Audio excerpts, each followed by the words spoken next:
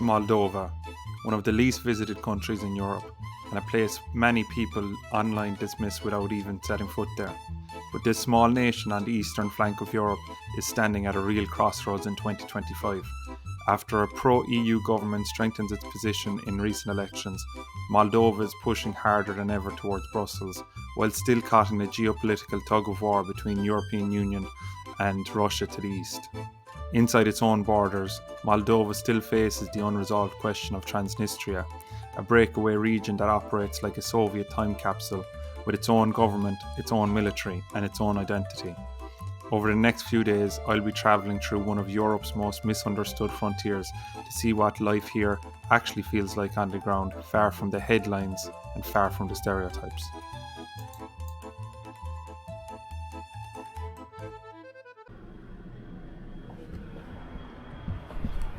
Good morning from Chisinau, Moldova.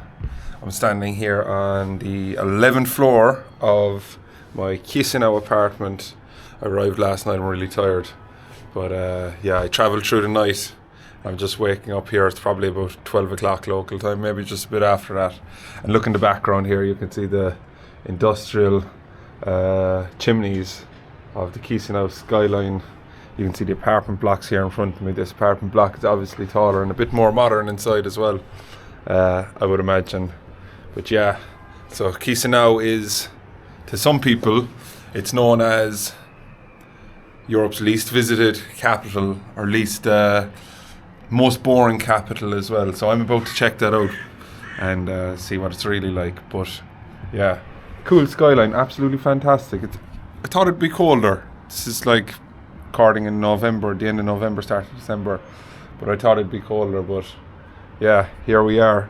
We have a full day of exploring here, maybe about 4 hours of sunlight, so let's see what we can get now. I must eat as well, I'm absolutely starving, but let's see what we can see as we go around Chisinau.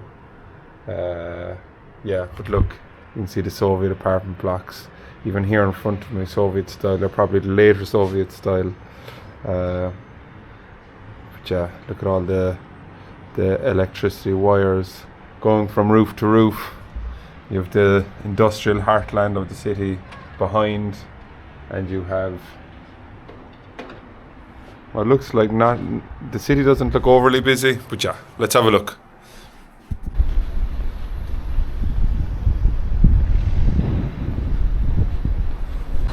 So I'm just walking down the street here in Chisinau.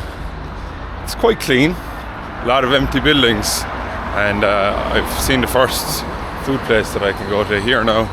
It's a steakhouse, and to be honest, that'll do the trick because I haven't eaten in a long time. I haven't eaten since last night, and I could do with just a big meal if it's open. Is it open?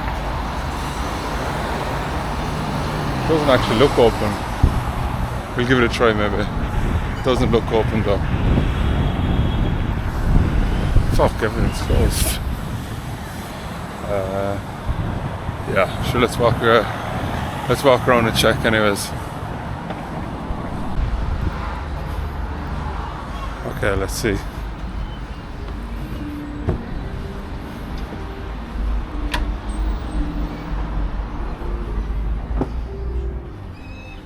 Привет. Hello. Hello. One for food? Table for one, please.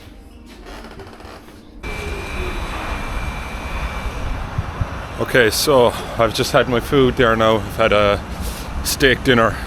It's actually my breakfast, but I wasn't. I arrived so late last night. I was flying through the night. I was working my job. I work shift, so I didn't actually sleep yesterday, and I only arrived this morning at 6 a.m. So I slept until 12, and by the time I kind of got out of the house, got my stuff together, it was like probably 1:30. So now it's like 2:30. I've eaten. So next thing is to stop, and I'm gonna head to the memorial complex. But yeah, so it's early afternoon or late afternoon here in Chisinau, and this is what it looks like.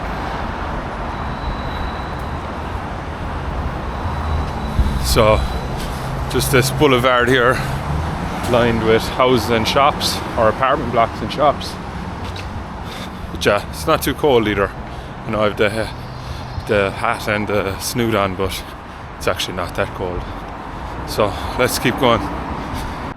So I just veered off the main boulevard there, and just beside this apartment block, of all the kind of Soviet countries, or all of them, when you visit them, you kind of see these side entrances and back entrances to these apartment blocks.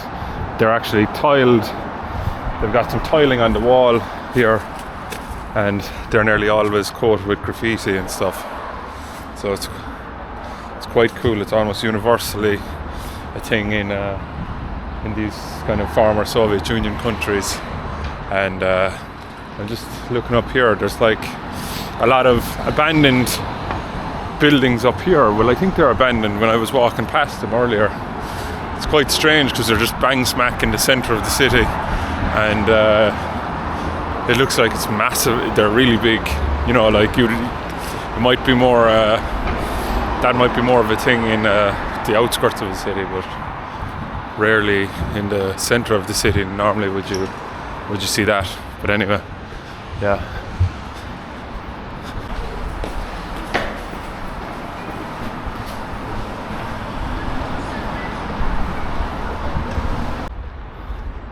So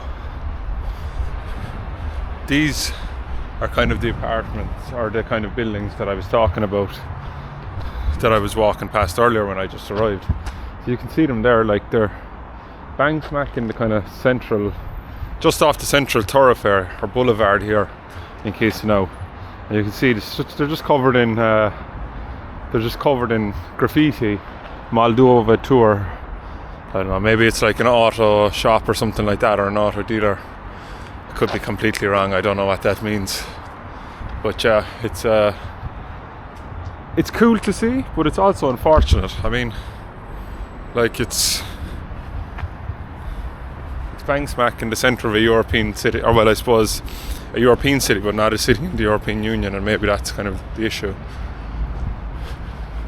You can see it leads over here and into this building, and there is actually some men with ladders, so it looks like there's probably some work going on there, alright, maybe to renovate it.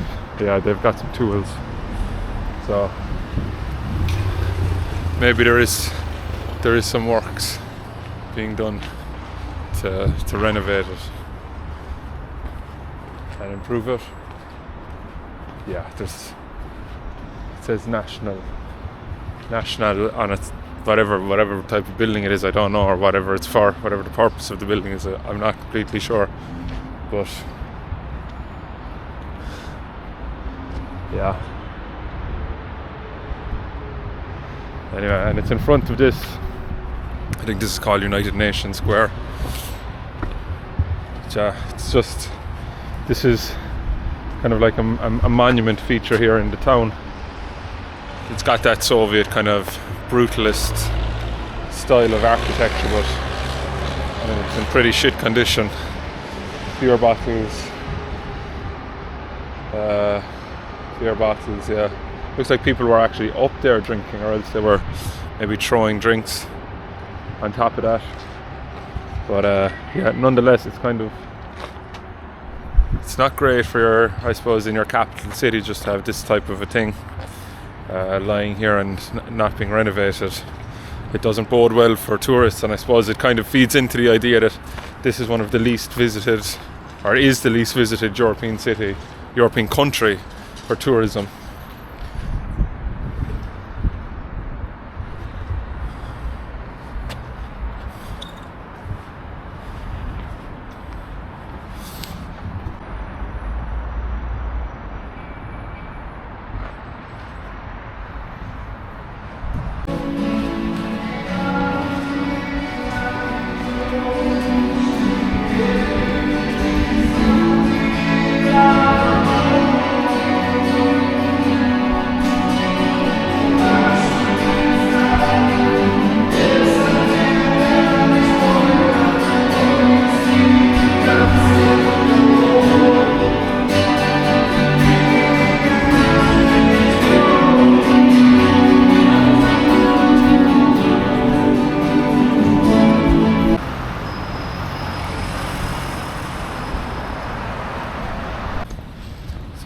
just to my left, you can see an Orthodox church with the gold roof.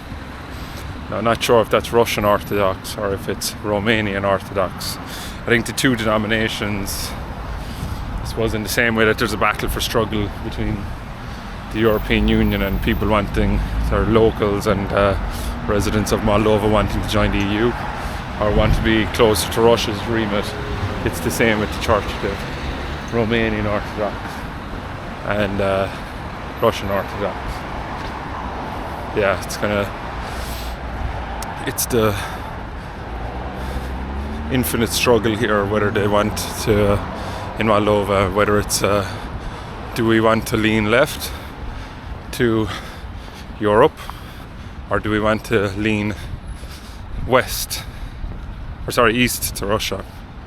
It's a complex issue with no right or wrong answer for the people of Moldova.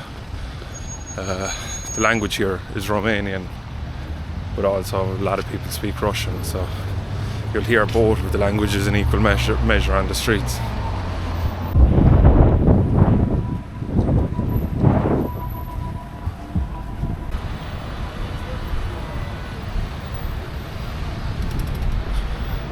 See the little monument of Leo Tolstoy, the Russian author, War and Peace is the only one that comes to mind. I know there's other ones, but he's a famous Russian author, and presumably he had some big influence, or his books were loved within the Soviet Union, and there's commemoration on the wall there of him with the typical sideburns and the mustache that you kind of see on a lot of the former Soviet men, which is, you see so many plaques and stuff in these former Soviet Union countries, you don't really know who they're dedicated to. So I had a fair idea based on the name of the street, but I did a quick Google check. So yeah, that was Mr. Tolstoy on the street corner. But yeah, you'll see like commemorations to a lot of achievements of the Soviet Union all over these kind of capital cities and regional cities. And yeah, they're very proud of their history, their shared, collective, cooperative history. Right, let's keep moving. Look at this G-Wagon right next to this. So if anything highlights the differences seen in the Moldovan population and differences in wealth inequalities, it's a country riddled with corruption. It's still got the Soviet and the Russian influence, and it also has the pro-EU influence. So it's like competing ideologies, competing geographies, just competing ways of doing business. I mean, like here in the West, we'll always say that we seem to think that the Soviets are kind of crooked and corrupt, or well, like they did a lot of stuff that was corrupt. There was a select few who got rich, whilst a lot of people didn't. But I think if you talk to, from my time in Armenia and Georgia, if you talk to the locals, a lot of them have happy memories. They didn't need a lot to be happy. They were quite, and look, we see Tolstoy here again mentioned, but they didn't need a lot to make them happy. They just wanted to be comfortable. They wanted to have enough money to put the food on the table. They wanted a good stable income for the man, maybe work at home, or maybe a kind of a part-time job for the woman, and that was them. They were happy. But yeah, so where am I going? I'm going straight up here, I think. I think I'm going up here. Let's chance it on this spot.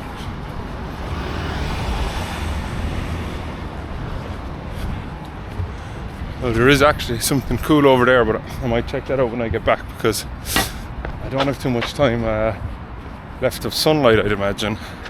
So I want to keep motoring on. There's a couple of things I want to see, that preferably I want to see. And obviously there's some accessory items or places that I can visit if I have the time. So just as I make my way to the next stop, anyone who's subscribing that's watching this video, it's probably more relevant for you guys because you've seen a couple of my videos. But I have been on a trip since, and I did video the whole thing. However, I'm still quite new to all this, so I visited Armenia and Georgia. I did 2 weeks traveling up and down the country there, up and down both countries. And unfortunately, when I returned home, there was a small camera with a problem with the SD card, and I accidentally reformatted the whole card, lost every bit of footage, so there was like 20 hours of footage. So for me, that probably would have been, I don't know, probably 8 vlogs. Yeah, really disappointing. I mean, I'm doing these videos part-time, so it's not exactly like I have that much time to play around with. I use my annual leave to as my break. I don't do this full-time. I don't have the funds to do this full-time, so all the money that I'd spent on going to Armenia and Georgia was more or less, well, the purpose of going there was to video blog it, and I suppose that was lost. But in afterwards, I suppose I came to the conclusion that I shouldn't just tie up my enjoyment of visiting these places to actually getting a vlog. Now I know that's kind of what I'm doing at the moment, but I noticed that once I lost the video, I felt like there was no point in having travelled there, which like is completely wrong. I really enjoyed my time there, but it is disappointing that I lost it, and I've input controls, I suppose, a continuous improvement that I've put in is, you know, I'm never going to use more than less than, so I've 3 SIM card or SD cards with me today. I'm just trying to follow this as well. Where's this thing go? Yeah, so I've 3 SD cards with me today. I only had one for the whole of that trip. It was too big. It was an accident waiting to happen. It's unfortunate that it actually did have to happen, but I suppose that's the lesson learned. Bring more than one SD card, change them out every day. At least if you lose one or one gets damaged, you'll have other options and all your data won't be lost.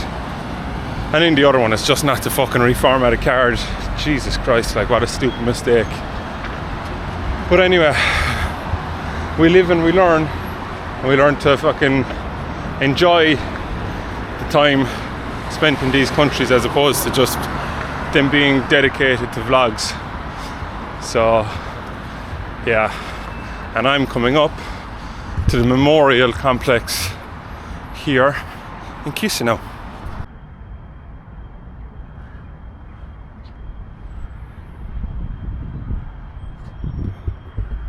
So we are here in this memorial complex in Chisinau, and you'll see this big brutalist structure here in the middle, and in the center of that there's an eternal flame, and you see the Soviet style obelisk here with the red star at the top, and throughout it you can see the red monuments here lining the whole complex. And I mean, there's only one side telling the story here, but it's far more complex from a Moldovan point of view. You can see all the soldiers, yeah, obviously a Moldovan flag here. You can see the soldiers in typical kind of Soviet brutalist style architecture, these kind of chiseled, carved out features that you can see here in 1945, the inscription. So we know it's a World War II monument. In the middle you can see the eternal flame, obviously remembering, and a symbolic gesture to never forget, because it'll always be lighting. You'll never forget the lives lost in this bloody conflict. But this is probably one of the most like complex countries in all of Europe in terms of, I suppose, its involvement in World War II anyway, and what this park is representing, because you have the history of Moldova, where it used to be actually part of Romania. Then during World War II you have the handshake between Stalin and Hitler, and it belongs to Who does it belong to? It belongs to Stalin, and then it gets taken back when the Romanians start to side with the Nazis. They invade, it gets taken back, and once again the Soviets come in and steamroll them, and you can see this kind of theatre play out here in all of these pictures. But like, you can see here that it's the Soviets won this battle. You can see these people's names here written down throughout the whole park, and it's a really well kept park in fairness, and it probably tells you a lot about the attitude of Moldova nowadays and how they'd like to be seen, maybe more towards the Soviet influence and realm as opposed to the European side. Now this park has got nothing to do with the European side, it's just more of a memorial towards history, but still it's so well kept. You'd imagine like this is a valued part of their history, you feel.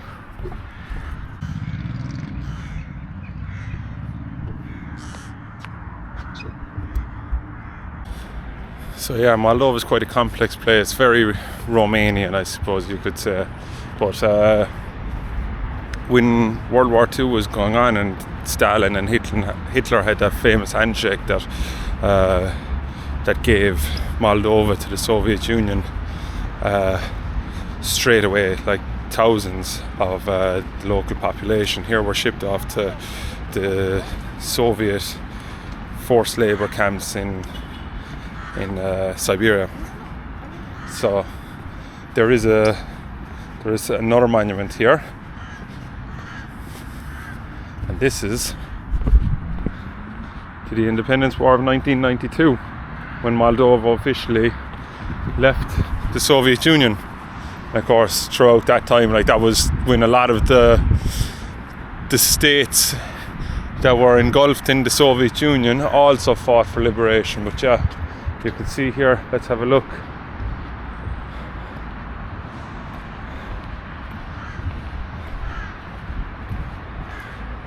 Okay. Liberation, independence, and you have the names of so many people that actually died in that conflict. But you can see here, it seems like religion is a central tenet here, because you can see the cross right there, and that just goes back to one of these kind of freedoms that would have been taken away from people during the Soviet times. Religion was a big no-no because it promoted groupthink that wasn't central to the idea of the cooperation of the actual union itself. There you go, and you can see the tear of Mary. Yep, Mary and Jesus with the crown of thorns beneath it, and she's kind of resting her head on him. Yeah, so some cool imagery there. Yeah, it's a really nice park, actually, really well kept, really nice setting, really nice green space, and a really important part of history to remember for the locals here. So, where are we going next? Because I think we got to move on. You can see here the brightness, it's really nice. It's got that kind of brushstroke type blue sky. Where are we going next in this Eastern Bloc country? Let's find out.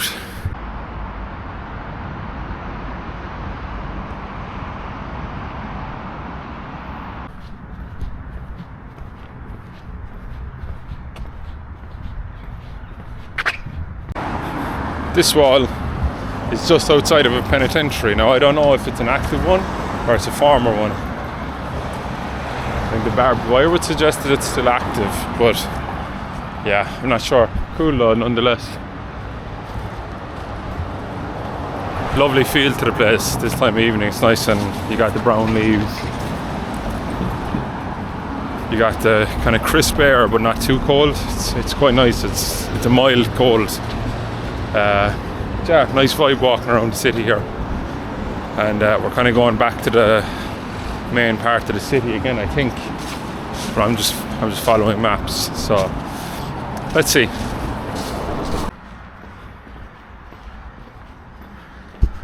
So as I mentioned, it's two things here. You have the tug of war between the Romanian idea of life, which is now the European way of life, because Romania joined the EU, I think, back in the 2010s.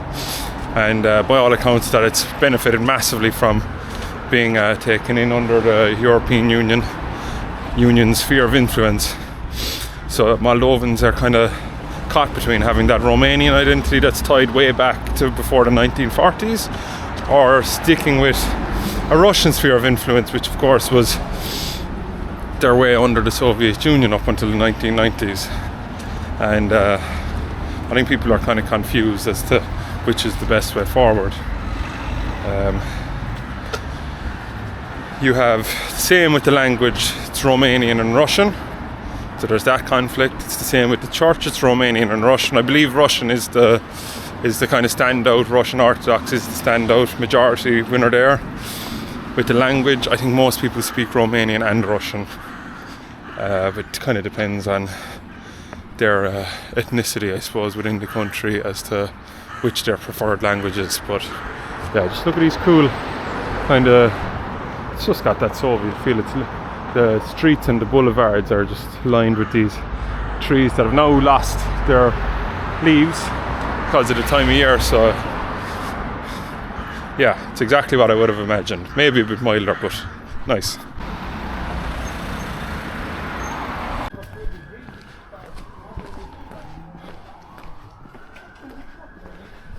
So peppered in between the like modern buildings, you have these old kind of decrepit buildings that are kind of falling apart, but like nonetheless they give the place character. But it's just funny when you see so much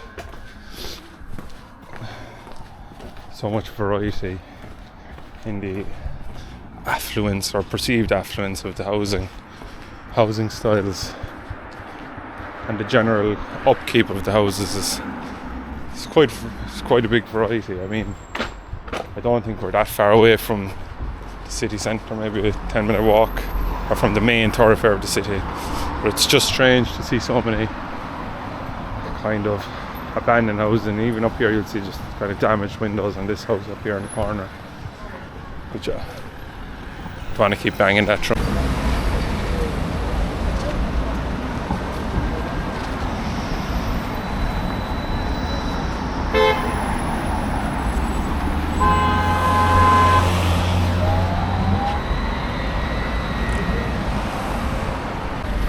Here you can just see on the corner of the road, you can see street vendors selling fruit, grapes, plums, all different types of fruit, the babushkas, eggs, chickens even.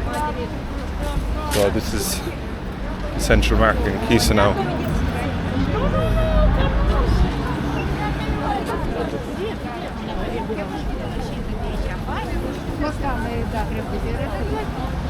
You can see all the different types of food that they have just laid out here on the streets. Some people selling fabrics, fruit. They're all just on the side of the road. Probably here all day selling their bits and pieces. That's what these people have. You can see the traditional Moldovan dress.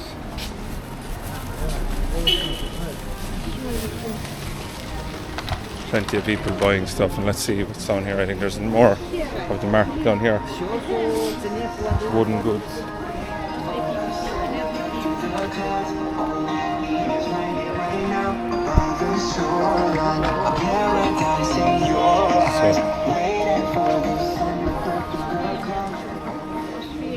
Okay, so this is the central market. So you have vendors selling hats, more headwear for the cold winters here in Moldova.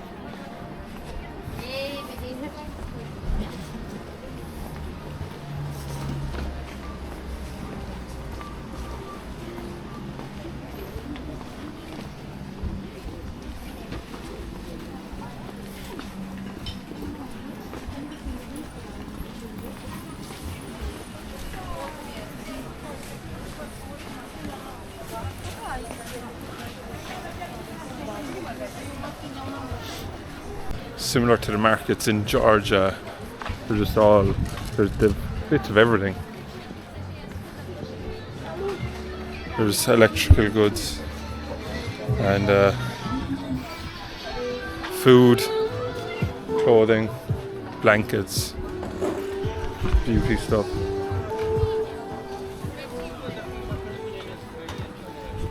And you can see them domed shelter as well. Oh, the pomegranate juice. Jeez, I haven't had that in a while. It's sour stuff, man. That's sour shit.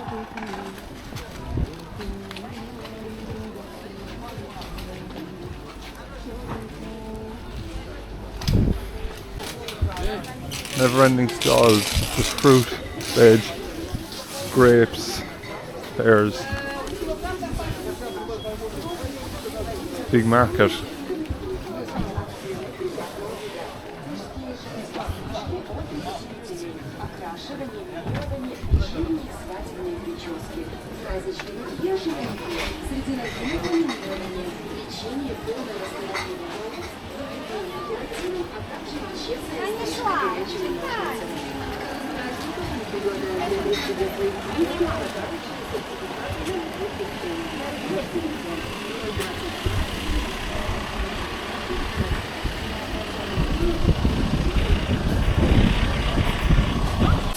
Spasiba juice. Spasiba. Pomegranate juice from the stall here. Spasiba. So I just bought myself some pomegranate juice from a Moldovan man, and I think he might have ripped me off, but I don't really mind. It's all about the experience, isn't it? I wish I could understand a bit more Russian at least so that I could talk, but anyways, I could say thank you. So the light is getting low, but here I am kind of walking down the main thoroughfare here. You can see the National Theatre, kind of like an opera house that I'd say would have been used as a great meeting point for diplomatic dignitaries, and during the Soviet times I'd imagine there would have been a lot of big figures come to Chisinau and have the red carpet rolled out for the people here, or for the visiting Soviet oligarchs or what have you. And just next to it you have this nice, let me check out what this building is so that I actually know what it is myself.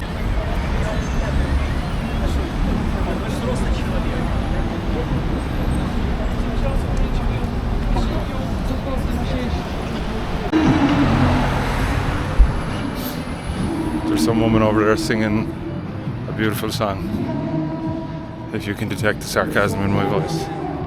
Her fucking microphone is all mumbly, but look at this. I don't know what this is. It's one of these kind of Soviet monuments again. It's 3 pillars. Whose heads are those?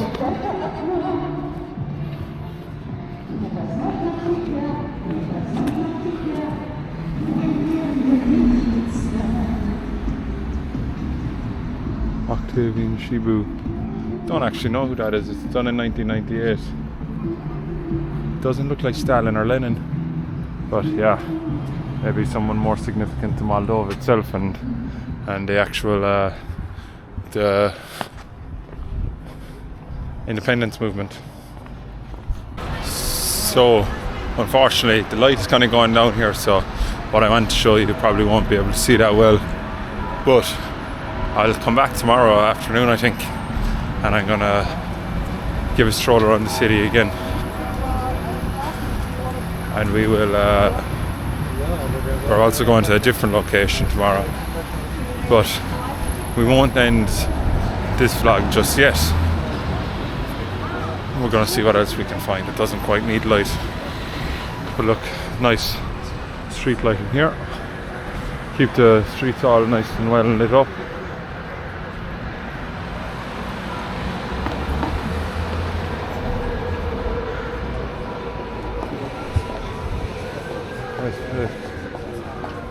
People outside drinking beers there, just like heavy drinking street. I haven't seen too many pubs since I came here, and of course Moldova is famous for wine.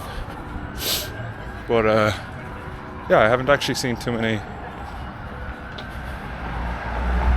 wine bars or wine cellars or anything. Oh, it's fairly dark, so I'm just going to give a little stroll around here, and we'll pick up where we left off tomorrow maybe.